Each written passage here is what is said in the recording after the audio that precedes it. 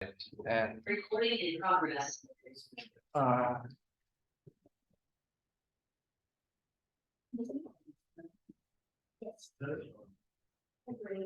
okay, so I did the switcheroo last week with between last week's material and this week. We're supposed to talk about the housing programs and policies first, and then talk about financing. And now I realize why it was set up that way. Because with this out of the way, we should have been able to discuss financing a little deeper. Anyways, this week it's about housing programs and housing policies, but I thought if I were to talk just about the programs and policies, I'm pretty sure you're already quite familiar with some of them. Programs and policies are, after all, a lot of what this department deals with: decision making, strategies, and development programs. And so I thought to frame today's discussion under the global housing crisis. Now, why is it? Why do we have this so-called global housing crisis? When did it start? Where did it start? And where is it going to go in the future? Well, if I can get the slide to go, there we go. In a nutshell, the global housing crisis is the widespread shortage of safe, affordable, and adequate housing options for individuals and families around the world. That's the briefest definition that I can come up with. But it is indeed a very complex issue, and that it has detrimental effects or detrimental impacts in both the developed and the developing worlds. Some scholars believe that the global housing crisis originated in the Western world, from Europe, starting from the 2008 European financial crisis, which then turned into the global financial crisis of 2008. And fast forward 15 years later, and we're still feeling the rippling effects of the crisis. But the global urban housing crisis itself is perhaps caused by several more specific factors: rising trend of housing-related household expenses, which outpaces salary and wage increases. A few weeks ago, we did the housing affordability index calculation using my less than impressive PhD grant, which came to about 54% or 52%. Well, regardless, it was much higher than the ideal 30% household expense. But I think I don't think that this trend of rising household expenses is going to go away anytime soon. The Ukraine and Russian wars have impacted impacted oil prices. As far as I know, it has impacted the price of some staple food and food ingredients, wheat, for example, because a lot of people sanction or try to annex Russia. And what happens is they cut off their supply to their own supply of fresh wheat, and they need wheat to make bread and so on. And the recent situation, the recent tension in Gaza between Hamas and Israel, which is escalating. Unfortunately, is escalating and turning into a regional war.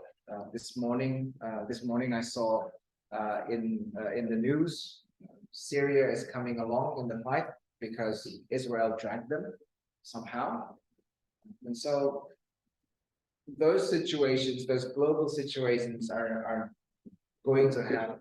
We're going to feel the ripples in in housing related household expenses, from groceries all the way to rent and other expenses.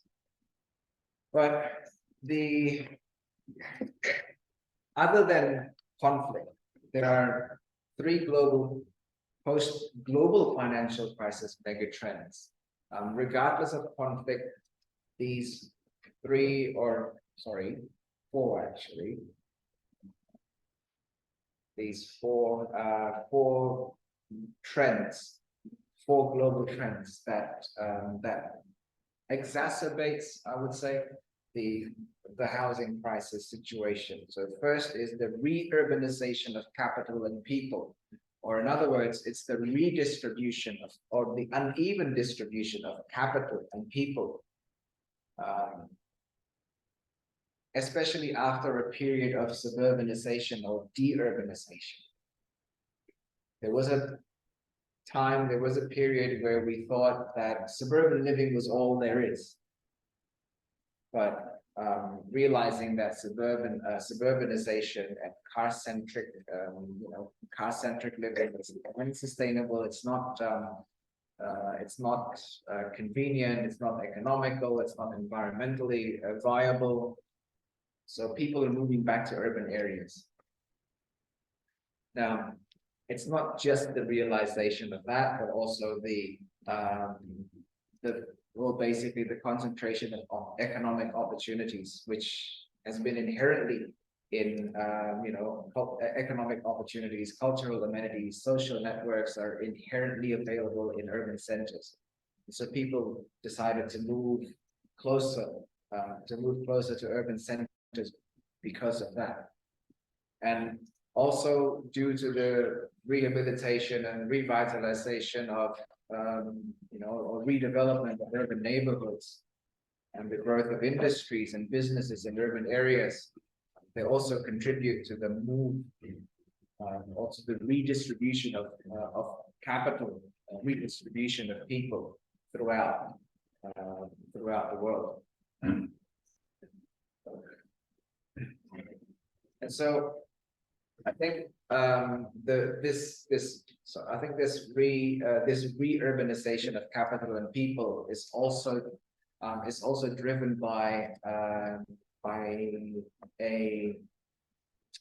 urban, I wouldn't say urban trend, but an urban buzzword called intensive development or mixed use development, intensification of land use. I think that's been pushed so far nowadays. Paris's 15-minute city and other cities claim themselves to be developing 20-minute cities or 20-minute areas where everything is within a 20-minute walking distance. I think that has also driven the reurbanization and the redistribution of capital and people. And what does that entail? That entails the rising living costs, the rise in rental costs and everything. So houses in city centers are becoming more and more popular, and when they become popular, then they become more expensive. But you might be thinking that you can always provide cheap credit. You can always provide cheap mortgages. Yes, you can provide low interest loans and other financing options to help individuals access housing due to the reurbanization of capital and people. But getting people to borrow money making it easier for them, for people to access credit, access financing for various activities. Also help drive prices. Why is that? Because more people can buy. More people can buy, then, and that runs the risk of increasing the demand and not the supply. When there's more demand than there is supply, what do you get? Rising prices again. So cheap credit is good on one side, but on the other hand, it can also drive up prices.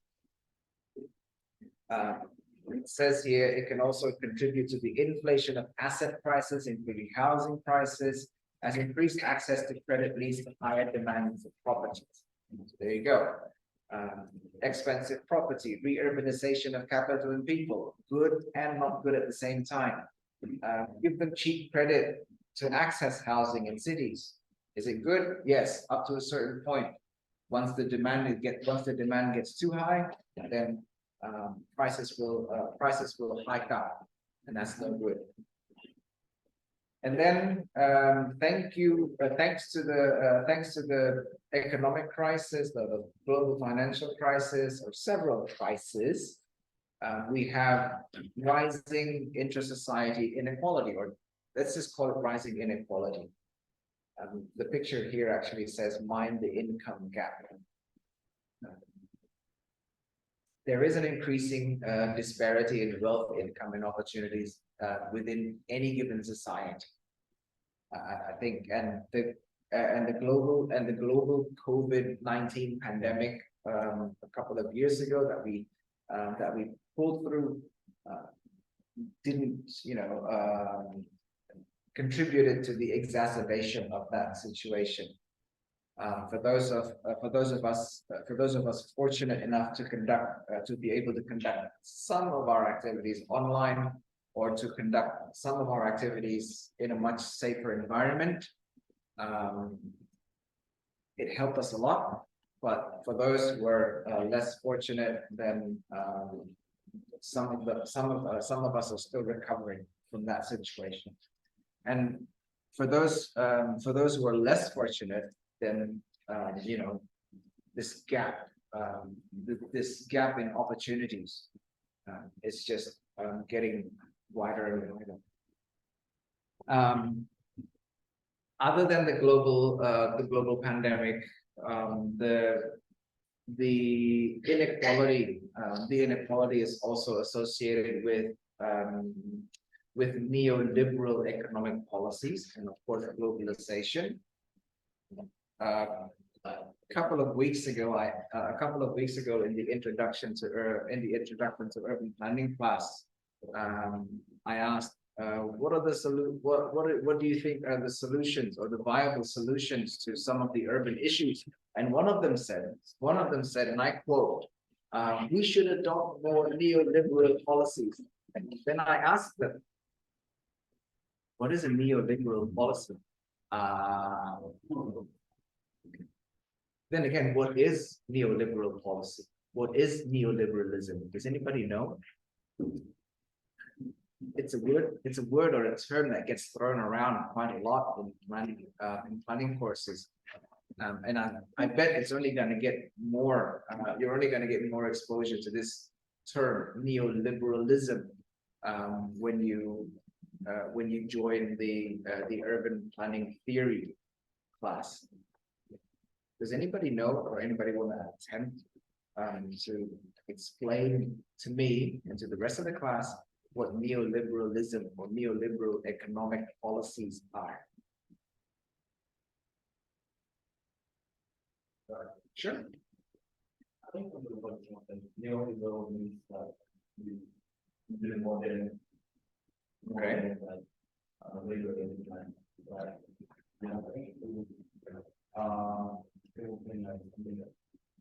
There are no regulations for some aspects, for example, no regulations in pricing factors. Okay. Yes, it does. Neoliberal policies does involve a certain degree of deregulation of certain aspects. But neoliberal economic policies generally means relying more on market forces. So, and I guess the market being what it is, if you rely too much on if you rely on too much on market mechanisms, mekanisme pasar, or market forces, then you will end up with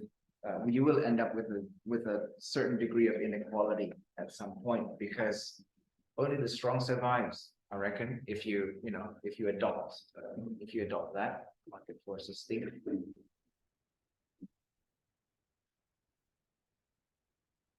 And so neoliberalism is everywhere. It's not just in housing, but also in other aspects or other facets in life.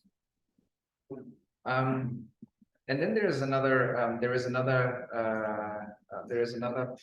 factor that I forgot to mention, almost forgot to mention.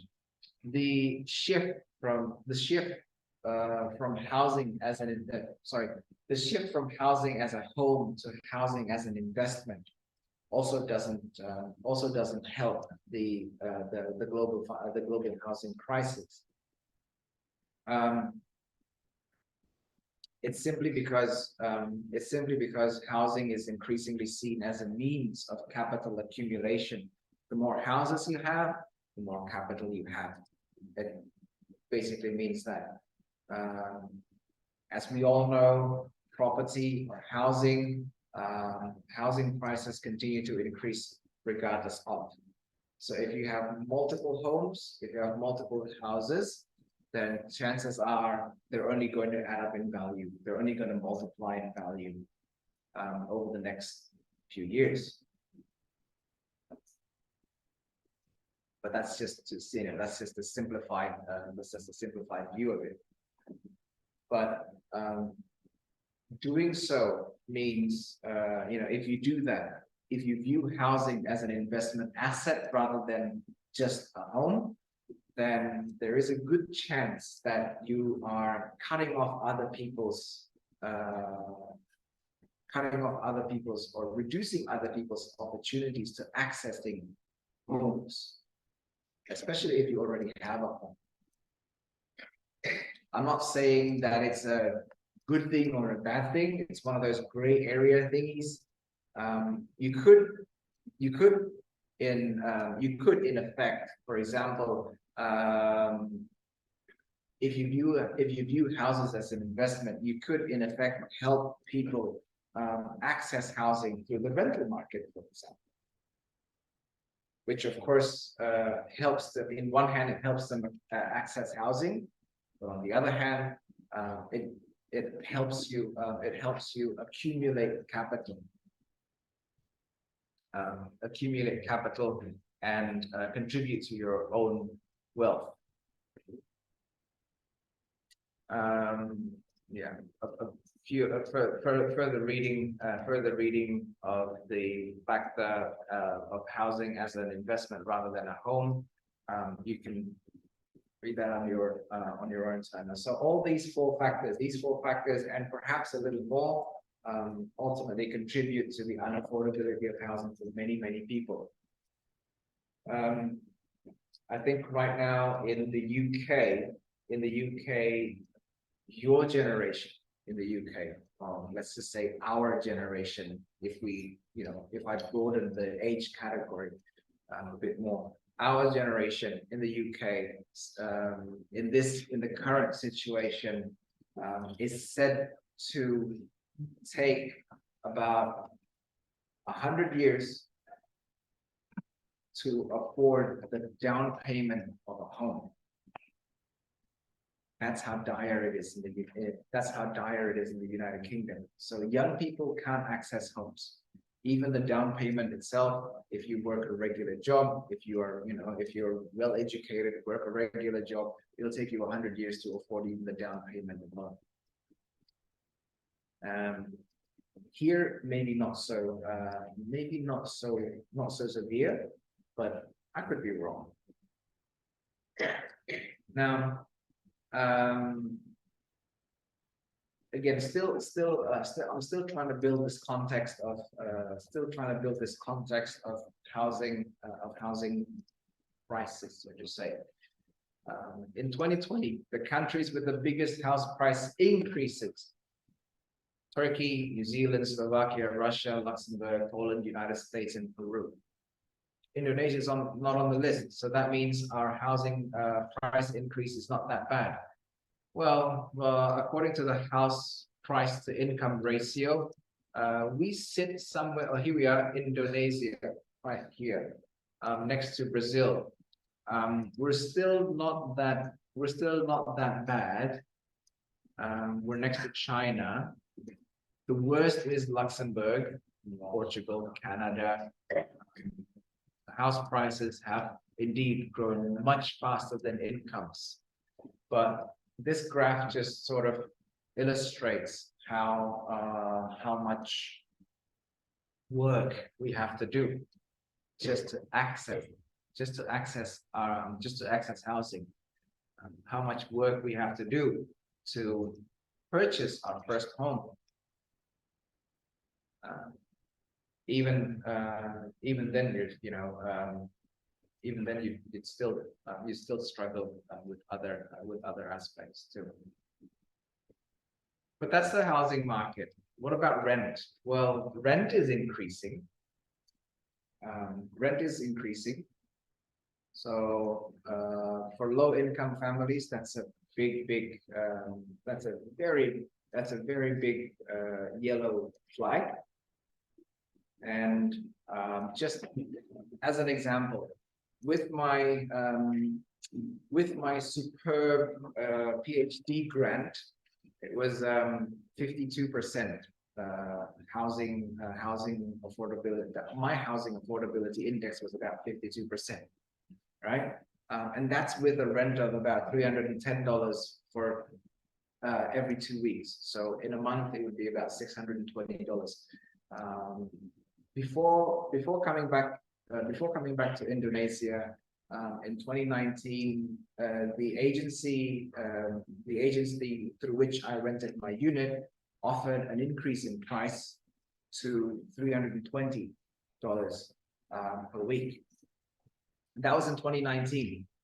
The last time I heard from a real estate agent that works in the same area, my unit is now around $500 for 2 weeks. So that's almost double the rent. The increase in rent price almost doubled from 2019 to 2022. So in 3 years, almost doubled. And again, with rent, also with living costs. For example, last week, my wife shared a photo with me. She got a photo from the student wives group. So they have a WhatsApp group for students' wives and student spouses in Brisbane, and they shared discount information. Hey, Fossil's having a discount. Hey, Adidas is having a discount, and all that. And hey, the local grocery store is having a discount on jasmine rice, which is a big thing. And so a 5-kilogram bag of jasmine rice was $5 with that's 50% discount, was $5. And now with the 50% discount, the same bag of 5-kilogram rice is $12. So more than double the price. So if that's from a single commodity, you can then imagine how much rent is and everything.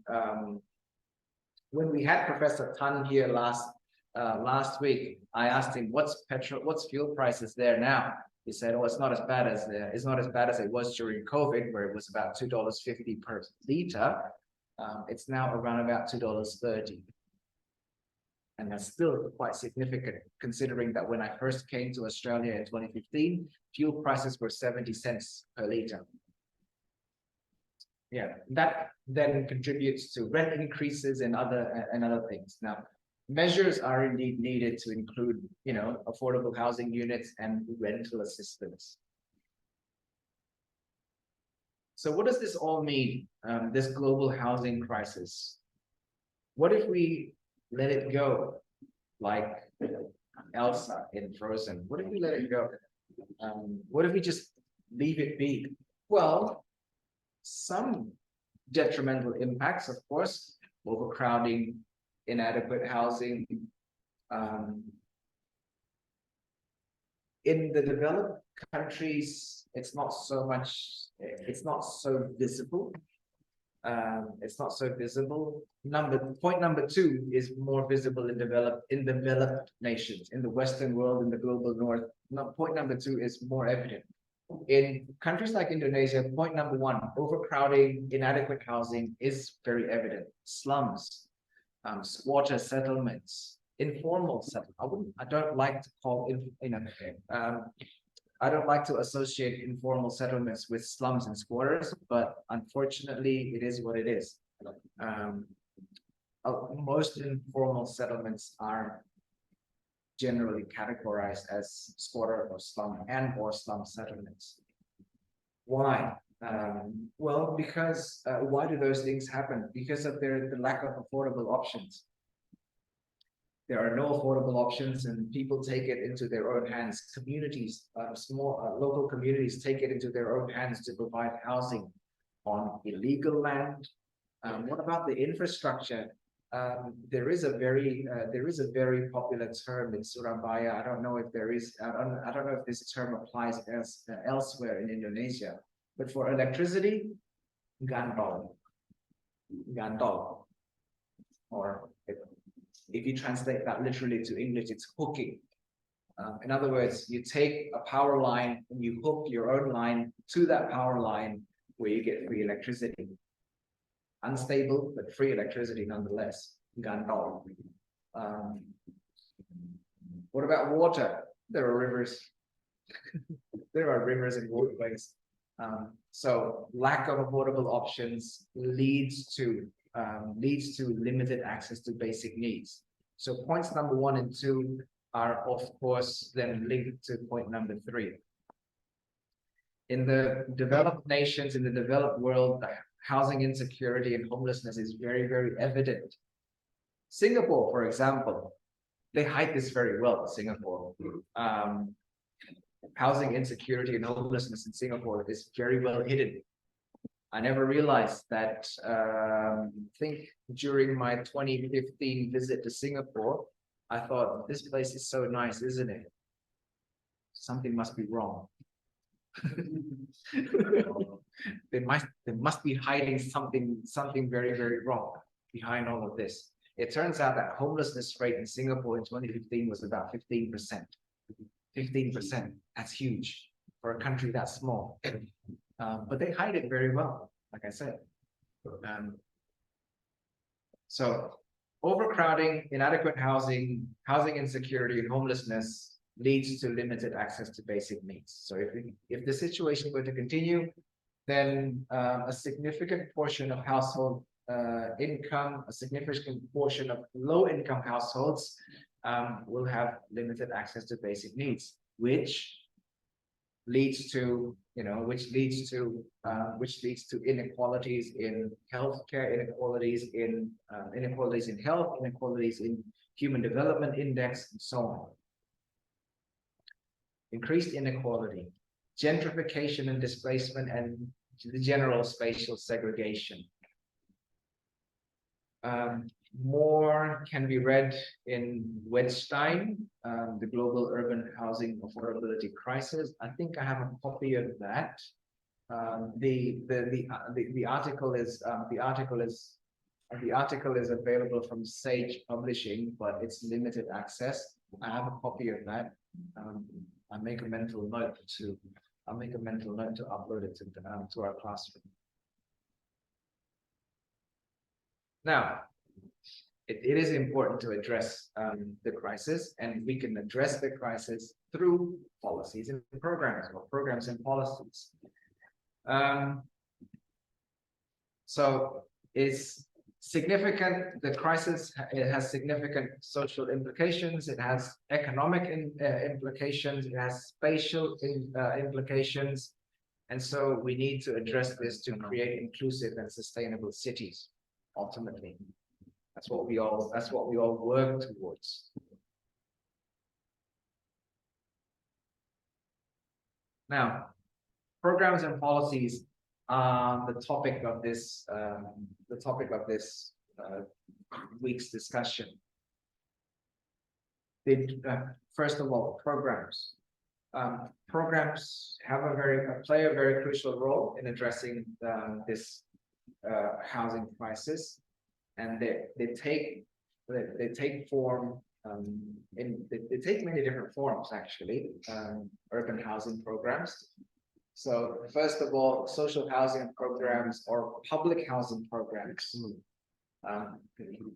Social housing programs include subsidized housing, rental units, or rental units, affordable rental units for low-income individuals and families. Rusunawa, Rusunami. Those are social housing. Those are the form. Those are social. Itu adalah perwujudan dari program social housing. Goodness. I saw a video the other day about the benefits of being a bilingual or polyglot, but sometimes it just confuses me which language should I use first. But anyways,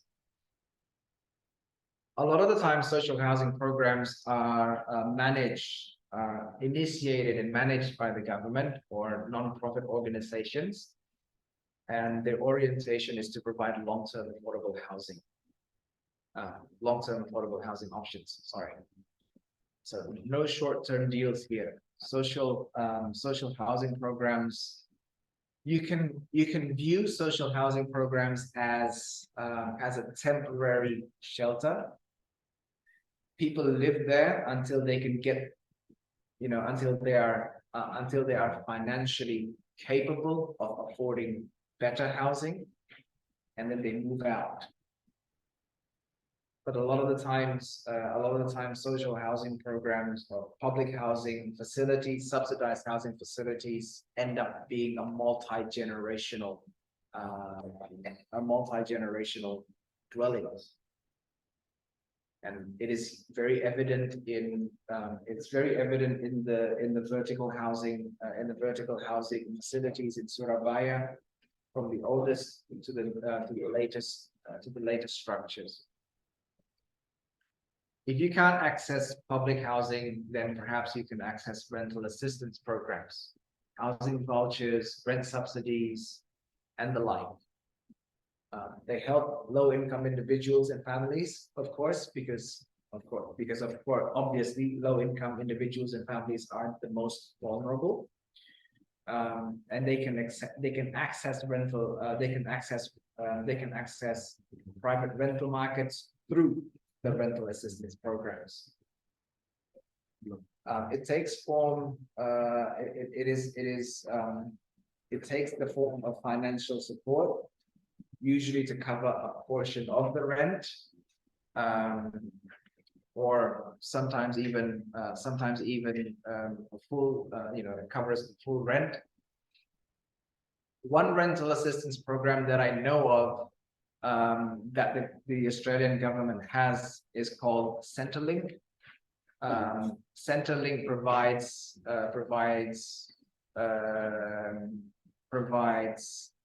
unemployment allowance for those for Australian citizens who are unemployed.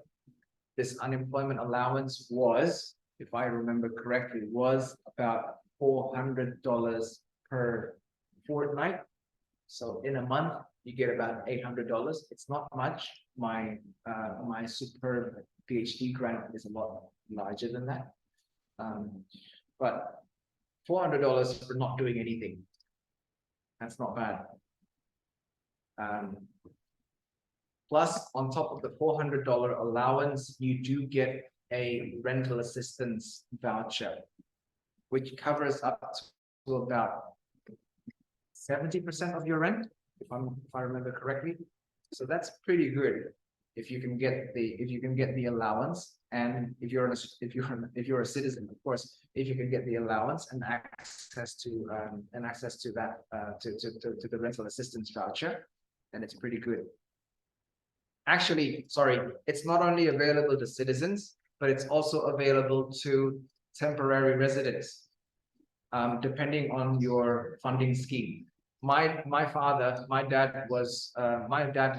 dad's studies was funded by the World Bank somehow, back in the 1990s, was funded by the World Bank, and he was eligible to access Centrelink programs. So he had rental assistance. That's pretty much it. He had rental assistance and insurance assistance too. So such programs allow for a greater peace of mind, especially for low-income individuals and families. And then taking it up a notch, point number 3, home ownership assistance programs. It can provide some or a total, some or cover the whole down payment to a house. It can take form, it can be in the form of low interest loans or other forms of financial support to help individuals overcome the barriers to home ownership, as the name suggests. Now, which program is more suitable for, I don't know, for you or for me, for anyone? I guess it depends on each individual's situation. I think point number three is the highest point in the hierarchy. Points number 1 and 2, social housing and rental assistance programs, are more geared towards, like newcomers or migrants who have no, I assume, no social network infrastructure whatsoever, to help them access housing. So it falls on the government to help individuals such as this. Now, these programs can help alleviate the housing affordability prices, ensuring individuals and families have access to safe and stable housing. That's more important. But I wrote here, it's important to note that the effectiveness of housing programs, it really depends on various factors. It really depends on the context. If there is inadequate funding, then I think rental assistance programs and home ownership assistance programs can fall flat. I know some insurance schemes are like that. Instead of providing comprehensive insurance, comprehensive cover, they provide incomprehensible cover. Incomprehensible as in you can't really understand why they won't pay out. So, inadequate funding. Inefficient administration is another thing that can hinder or that can be detrimental to housing programs. It may not be as significant, it may not be as evident, but it's also very, very significant. Why is that? Why is it efficient administration required for social housing, rental assistance, and home ownership assistance programs? Well, to make sure that everyone gets a fair go, to make sure that there is no overlap, as in one person receives multiple assistance programs. You're in a rental social housing program, yet you also receive rental assistance and you receive home assistance. And you also receive home ownership. While you wait for your house to be built, you live in social housing with rental assistance, for example. In some cases, it works that way. In other cases, it may not. It depends on the context. It depends on the country and or the city administering such program. and of course, the coordination with other housing and social policies. So there is no one size fits all solution to this, unfortunately. When we look at this as a global phenomenon, Indonesia has their own ways, India has their own ways, and other countries also have their own ways. I have provided two case studies in our classroom for you to explore with regards to this housing program and policy. Just to reiterate, housing programs provide affordable housing options, especially to low-income individuals and families. And of course, it's not just access to housing. Of course, programs such as this facilitate community development and social integration. And why wouldn't they? If you live in a social housing, facility, or in the United States, they call them the projects. If you live in the projects, chances are there is a certain, community. There's a certain community development there. There is a certain degree of social integration there.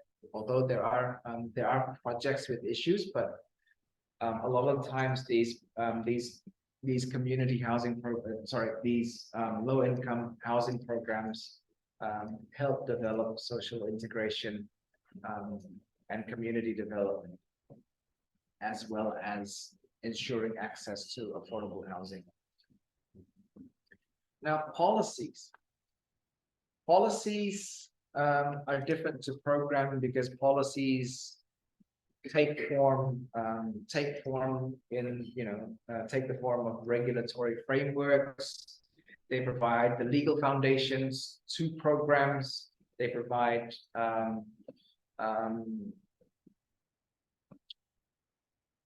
not only the legal frameworks and the legal foundation of programs, but there are other policies such as the text that I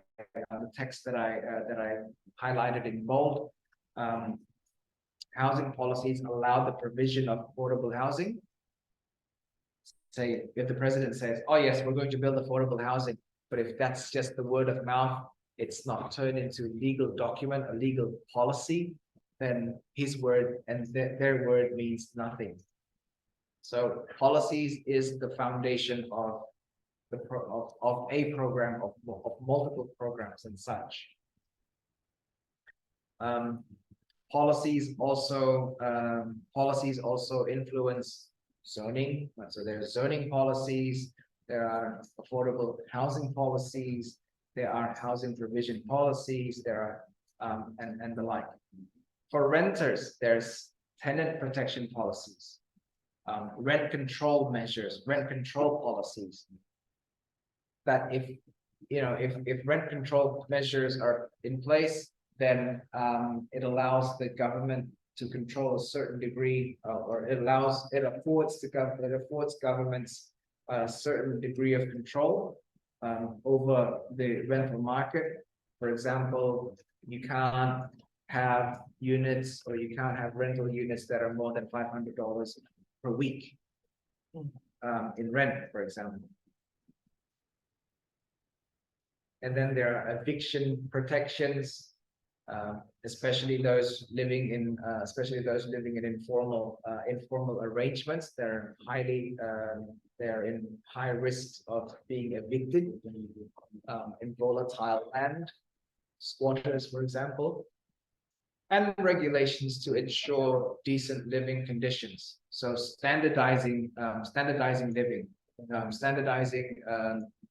or establishing minimum living conditions, for example. You can't have, I think a couple of weeks ago, we did have this discussion of the minimum space requirements. That's a form of policy to help ensure decent living conditions. I'm sure nobody wants to live in a 2 meter by 1 meter box. Not that I'm saying that's wrong, but you need space to breathe. You need space to live decently. Policies to promote home ownership. take the form of down payment assistance programs, low interest loans, mortgage interest deductions, and so on. I know, for example, no, this is not directly related to home ownership, but one financing option that I find quite interesting was one that I found again in Australia very recently. They have a scheme where you can donate your car.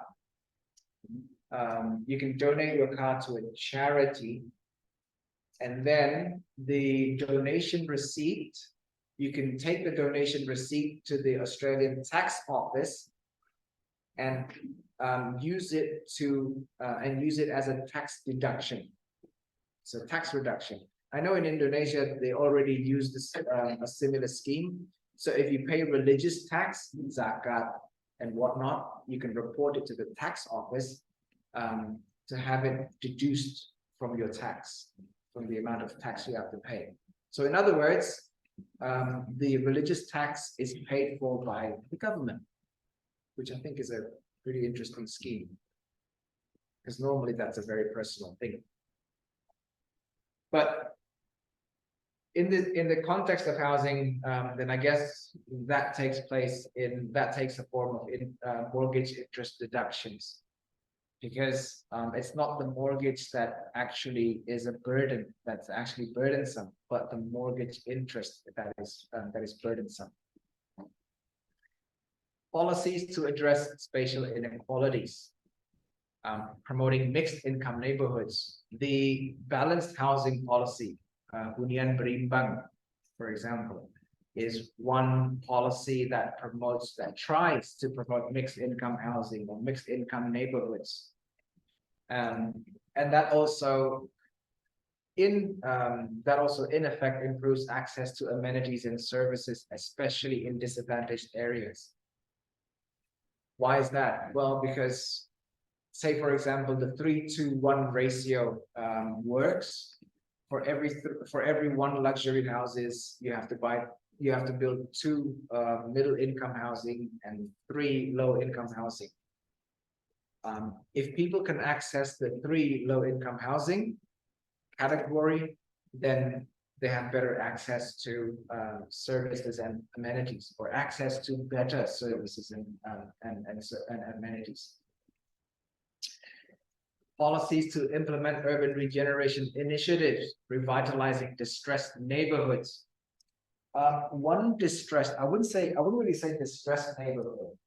One example of a revitalized neighborhood, I would say, is the Tunjungan corridor.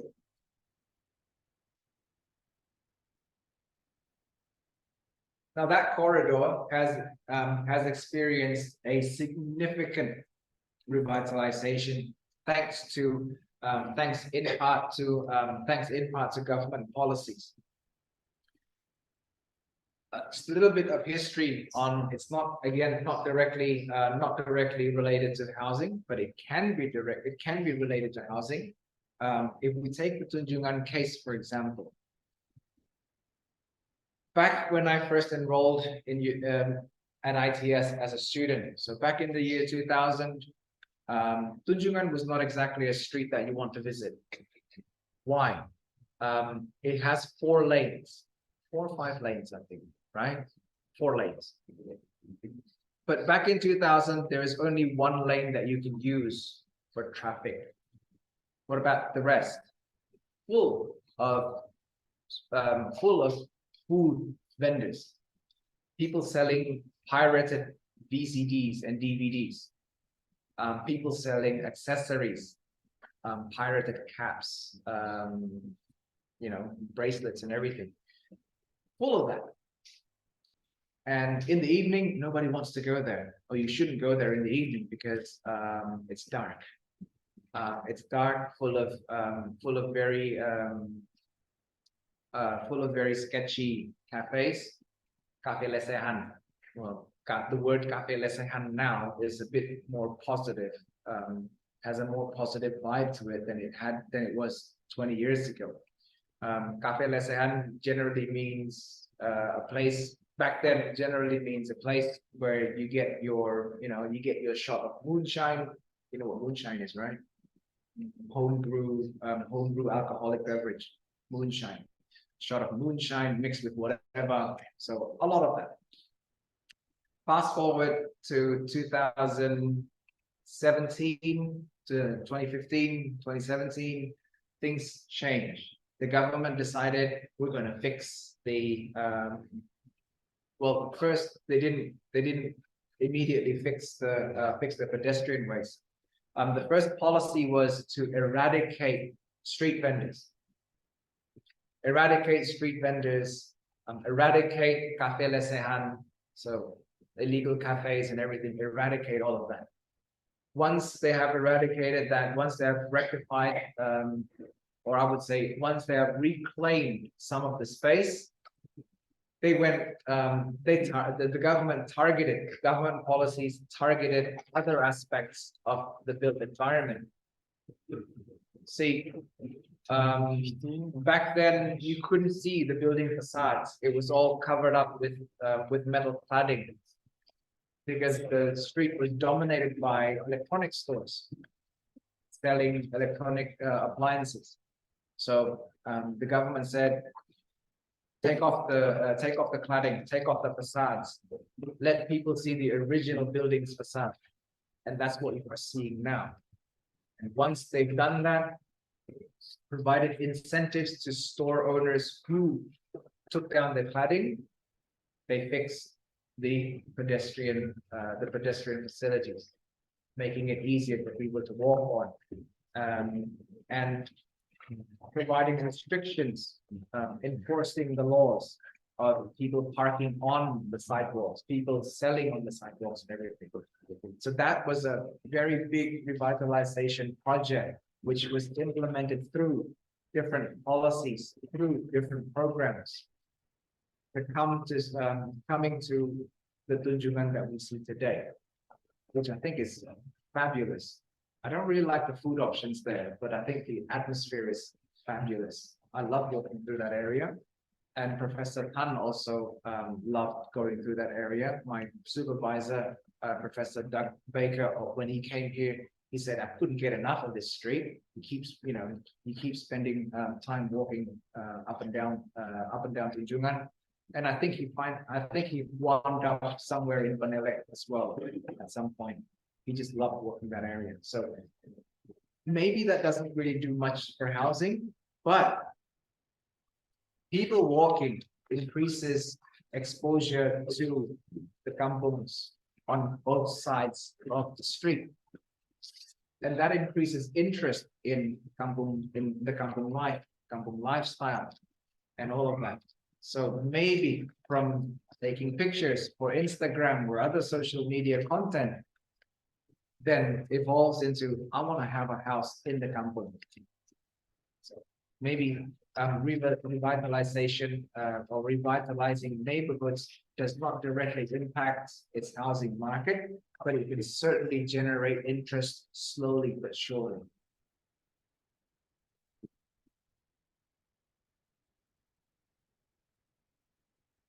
So there are many examples of successful housing policies. Two of them, Singapore's public housing program, despite what I said about 15% homelessness, is one of them. I know it's paradoxical. And then Finland's housing first approach to reduce homelessness. Find out more about those two programs in our classroom. I've added a summarized version of the two programs with resources that you can access. And I implore you to please have a read through, because we're going to have a virtual discussion afterwards. Now, some policies that work to alleviate to help with the global housing shortage or the global housing crisis, according to the World Economic Forum.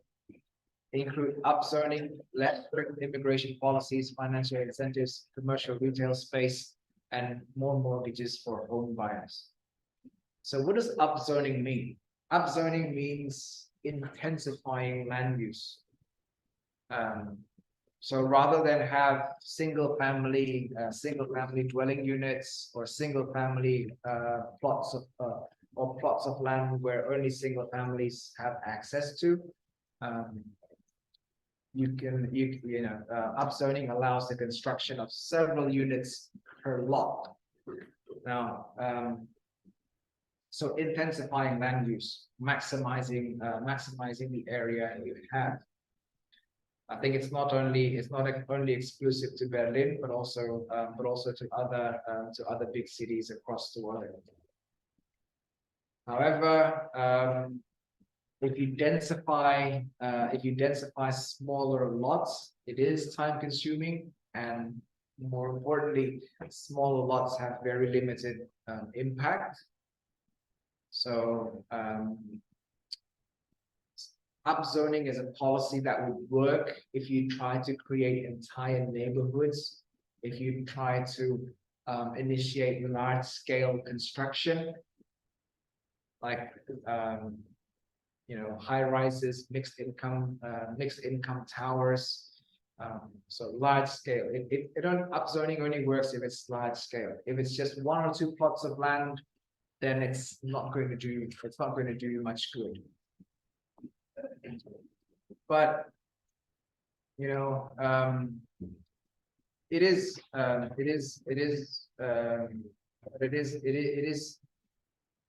should deliver the desired effect more efficiently. Although in some cases, in Manhattan, for example, which is written here, building towers for multiple dwelling units can be very, very costly. So if it's built, especially if it's built by the private sector, then they would instead of build housing, affordable housing, that they would instead build condominiums, which are generally ultra luxury condominiums. In Manhattan, there's a street called the Billionaires Row, for example, which is full of ultra luxury condominiums. I think in Vienna, there is also such a thing where the government bought up a couple of city blocks, and they tried to convert it into low-income housing.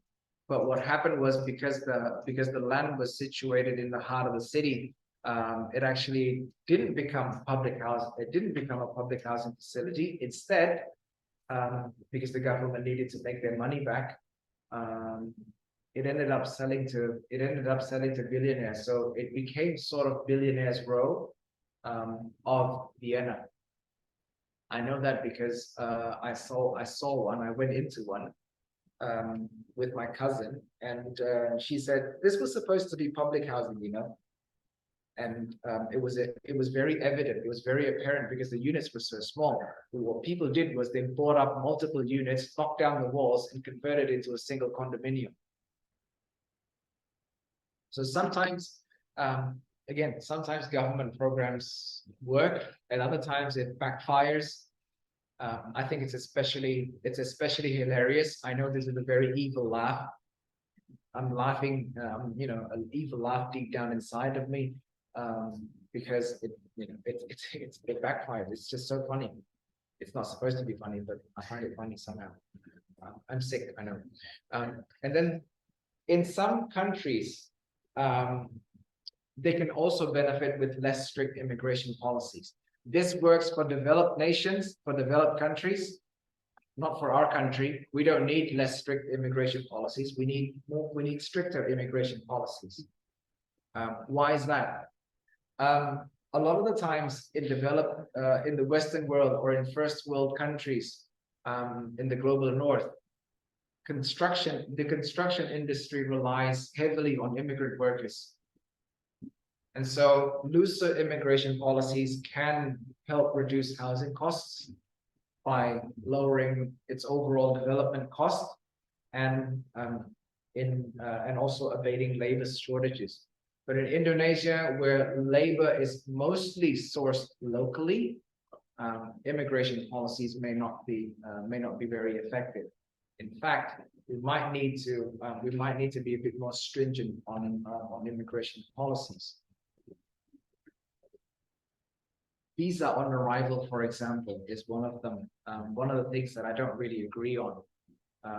Foreign nationals, foreign passport holders can apply for visa on arrival, except for certain countries, except for those coming in from certain countries. Whereas we can apply for visa on arrival on, say, if we want to go to the United States. If we decide I'm going to Washington D.C. tomorrow and we fly there, they'll deport us right away because we can't apply for a visa on arrival. But American citizens coming here, I want to go to Surabaya tomorrow. They can do that without having a visa in hand. Pay, I don't know, $100, maybe $200 for a visa on arrival, and they can stay here for, how long is a visa on arrival? A month, I think. Financial incentives. Well, we've talked about low interest loans. We've talked about rental assistance and home ownership assistance programs. So financial incentives. We did talk about housing financing last week. Different models of financing, different approaches to financing for individuals, so on, and then creating commercial retail space to create tax revenue. Well, this has something to do with uploading, but instead of creating intensive housing or exclusive housing functions or housing facilities, you create a mix of housing and retail. So the retail space can create tax revenue, can create income for the city or other forms of income for the city.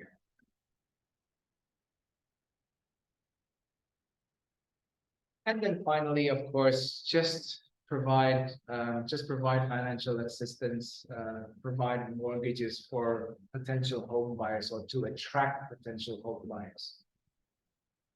A lot of the times, though, the down payment assistance programs or mortgage assistance programs are pretty hard to obtain, but you can increase accessibility by loosening banking regulations, allowing for smaller down payments or even zero down payments, although that's a bit of a risk.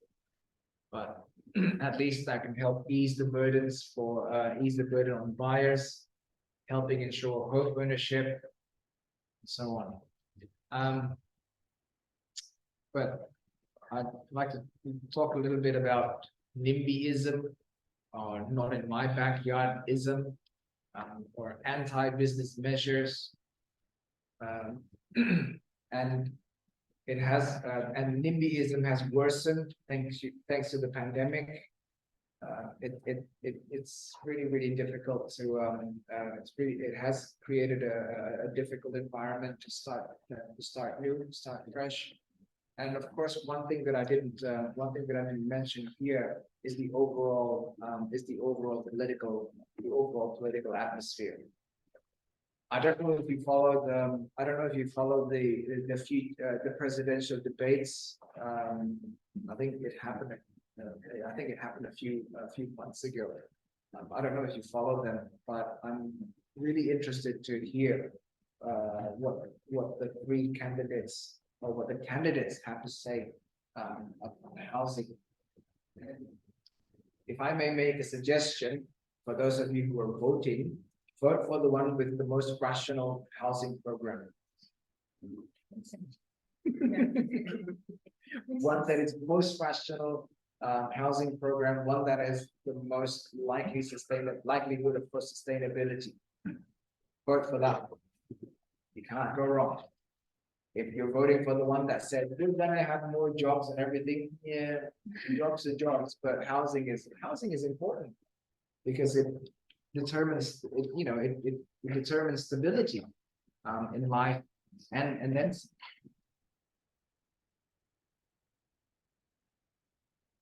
So yeah, there are many challenges associated with initiating programs and formulating policies. Limited funding is one of them. Of course, it's not exclusive to us. Limited funding is evident everywhere. Bureaucratic hurdles, red tape, and then of course resistance from certain stakeholders. Yeah, coming back to NIMBYism, and of course the overlapping, how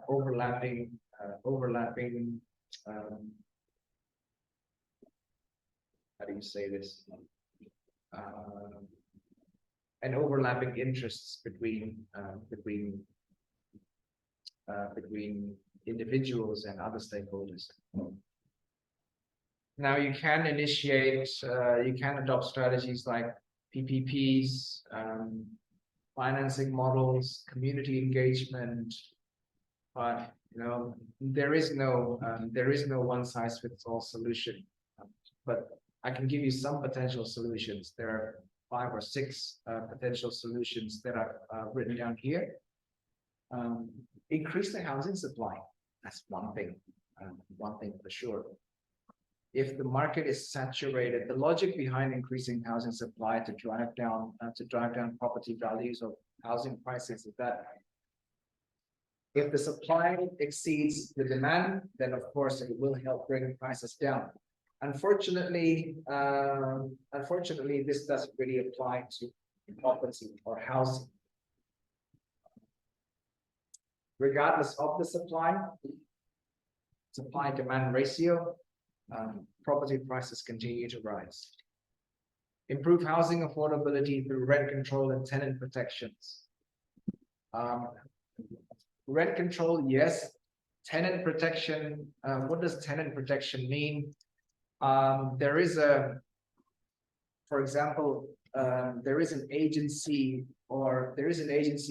government agency in Australia called the RTA, the Residential Tenancy Authority.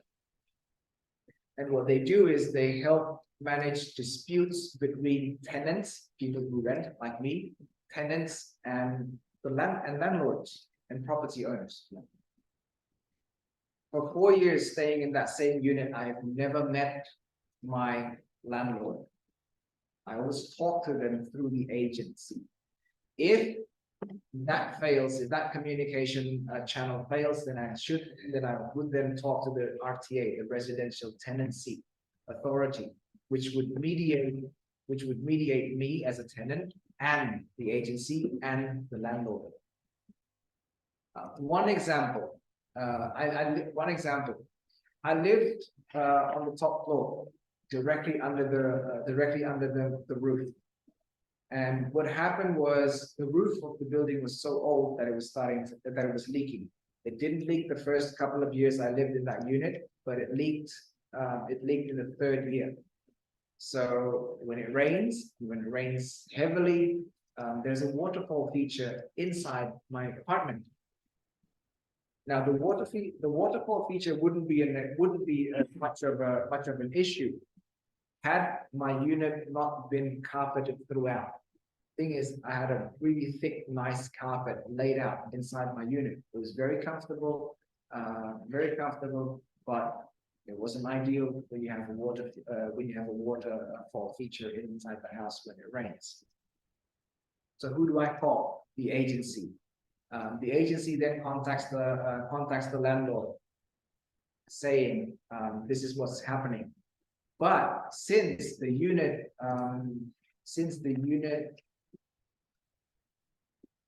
was part of a multiple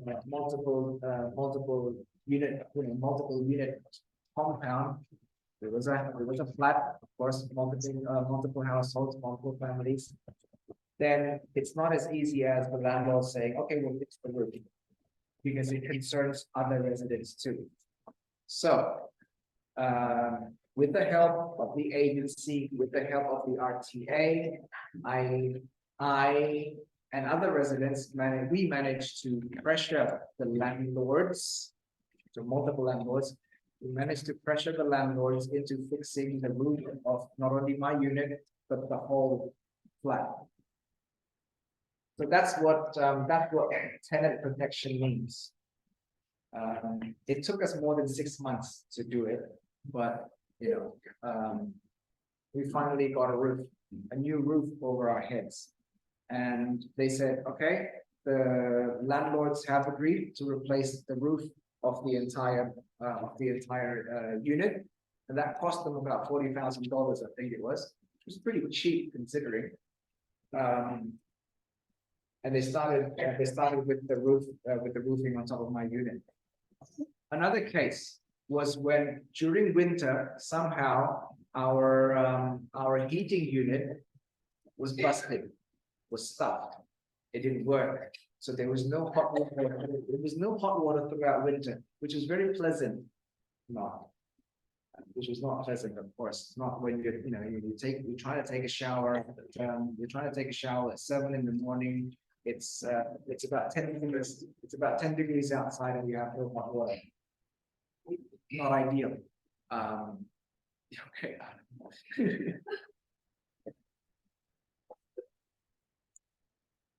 Again, through the agency and the RTA, we managed to get the boiler replaced and an additional backup boiler installed as an added security measure.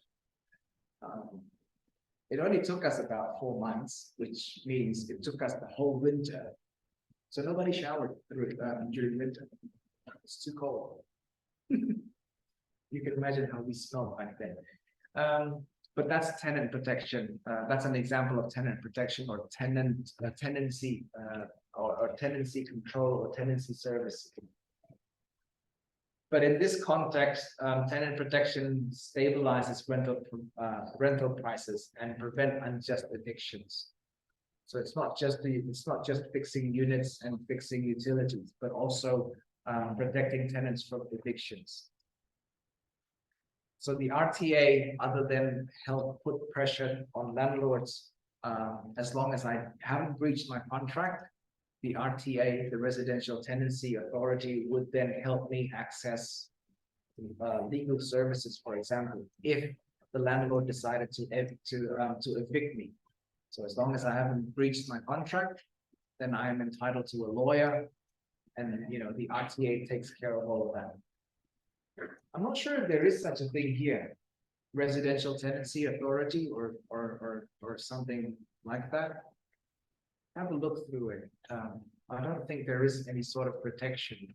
So if I have a house and someone's renting my house and I decide not get out, there is no protection. There is no legal protection for them, I think. Anyways, point number 3, enhance urban planning and land use policies. Mixed income, mixed land use, mix everything. Prevent gentrification to a certain degree, ensure equitable access to housing and amenities. Now, enhancing urban planning and land use policies can be expressed through zoning regulations, encourage the development of affordable housing, preservation of existing affordable units, through revitalization, redevelopment. Addressing income inequality is next, strengthening financial regulations and financial institutions, and finally fostering international cooperation, because we live in a globalized society and a globalized world. What's next?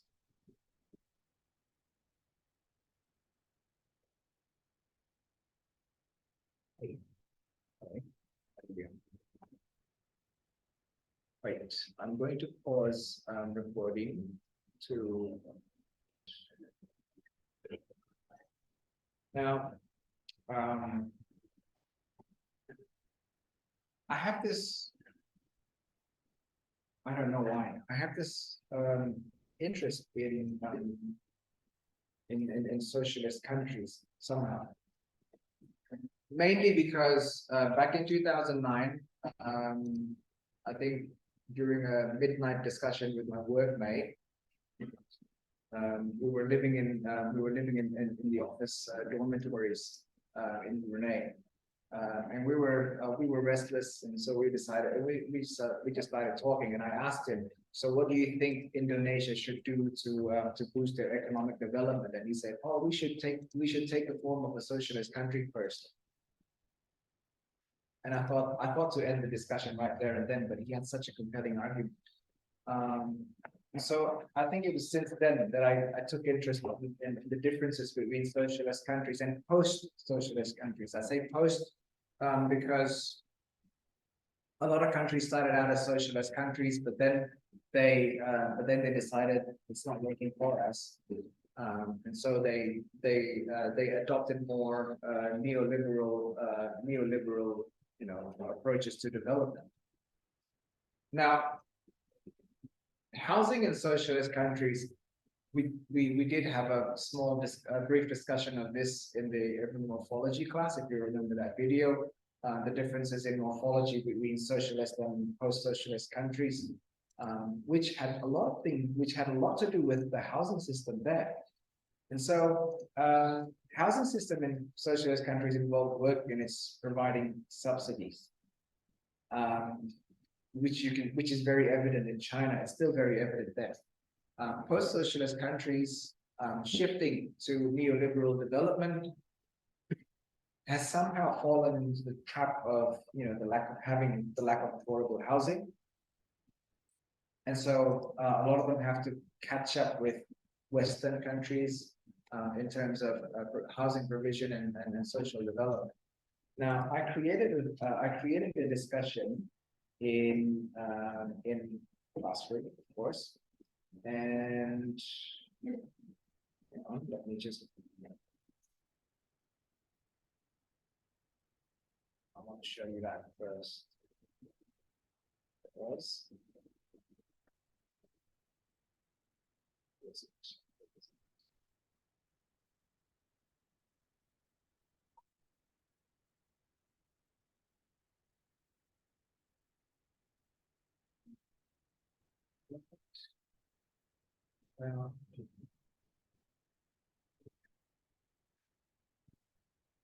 Now, there are a few things, a few additional items that I added in our classroom in week 9 instead of week 10, where housing programs and policies should be.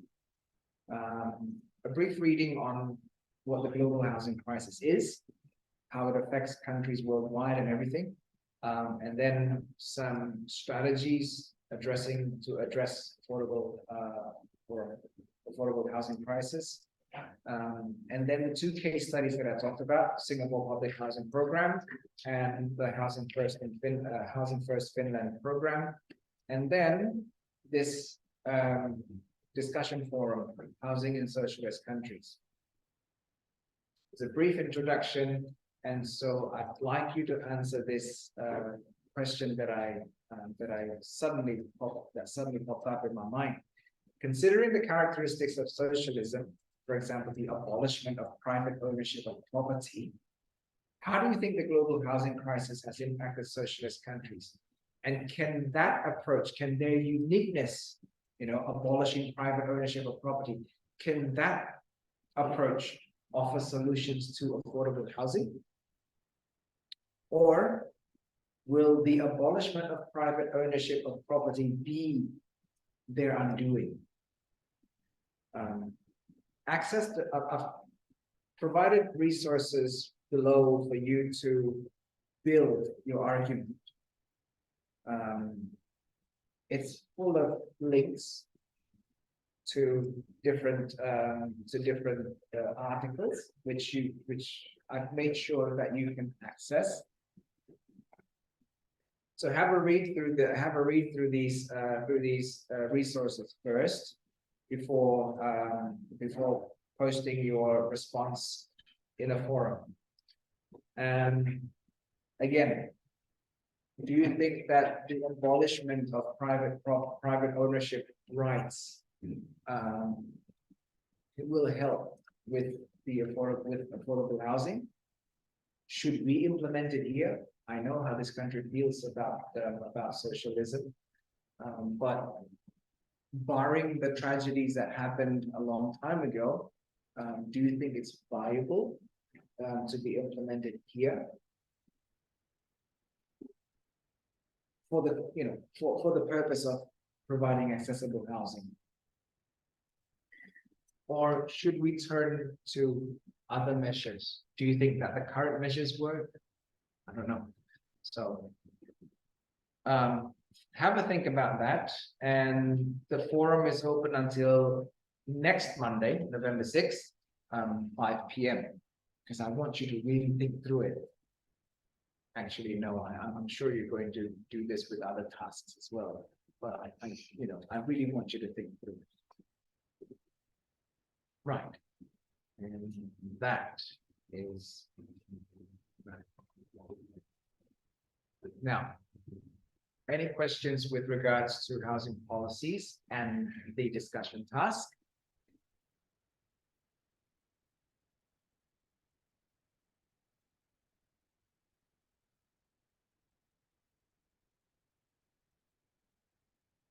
Sometimes I wish there is a one-size-fits-all solution to all of these problems. Just earlier in the introduction to urban planning class, they discussed urban planning cases, and they mentioned political issues, land use issues, blah blah blah. And I thought, gee, if there was just one button, that says solution, we press that and everything will be solved. Wouldn't that make things so much easier? I wish the world would work that way. Unfortunately, it doesn't. So, any questions, comments?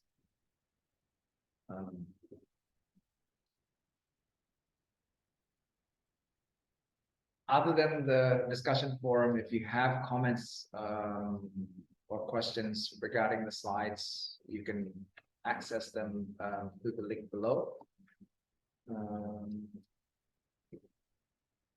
Yeah. No? Everything is vaguely clear. Well, everything is clearly vague. Well, clearly. Anyways, one thing that some of you might have been waiting for is this. So mark your attendance, please. For those of you who haven't done so, I know you haven't done so because it's the first time I displayed the QR code. And yeah.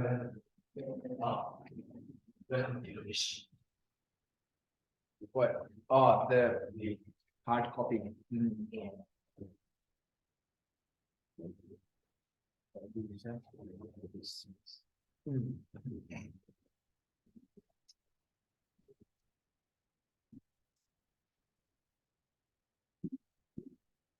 All right then.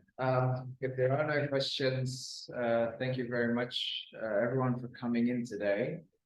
Again, don't forget to take part in the discussion. Have a really thorough think through it before you post, and don't forget to include resources or sources to support your arguments, whatever they may be. Down with socialism, okay? But what's there to support your argument? Or long live socialism, on the other hand, well, what is there to support your argument? I didn't just say that, did I? And I went on record as well saying, oh, anyways. Thanks again, and looking forward to seeing everyone again next week, where we talk about slums.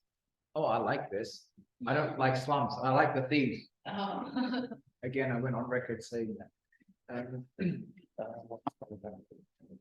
So have a great day, everyone. Enjoy your lunch breaks, and see you next week. Assalamualaikum warahmatullahi wabarakatuh.